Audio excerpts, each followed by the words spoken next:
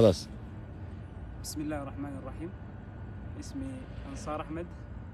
أنا جيت من النرويج وأصلي من إثيوبيا بلاد الحبشة. أدرس في الجامعة الإسلامية بالمدينة. عندي يعني للمشاهدين نصيحة مختصرة مهمة جدا في موضوع يتعلق بالذين يسافرون إلى دول الغرب وأوروبا وأمريكا. هو الأمر فيه خطر، وهو أن هذه الدول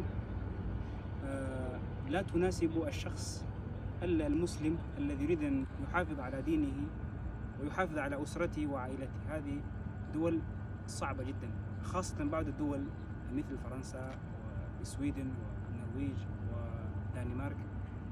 هذه الدول خاصة وهولندا هم يصعبون على الشخص المسلم الذي عنده عائلة، عنده أهل، يضيقون عليه بطرق شتى وبطرق كثيرة.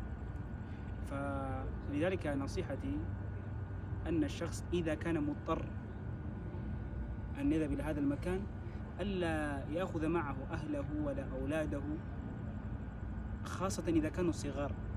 هذا هو الإشكال. إذا كانوا كبار 20 فوق 20 ممكن قد درسوا شيء من الدين فهموا، قد يكون خطورة أقل، لكن الصغار خطير جدا.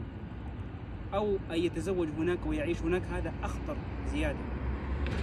فلذلك نصيحة أن لا يأخذ معه أهله هناك. إن استطاع أن يترك أهله في مكان آمن وهو مضطر أن يسافر ويرجع، قد يكون هذا أحسن. لكن إذا كان ما يأخذ مع أهله وزوجته وهكذا، هذا صعب عليه، يصعبون عليه في كل الأمور. فهذا الأمر نصيحة مختصرة.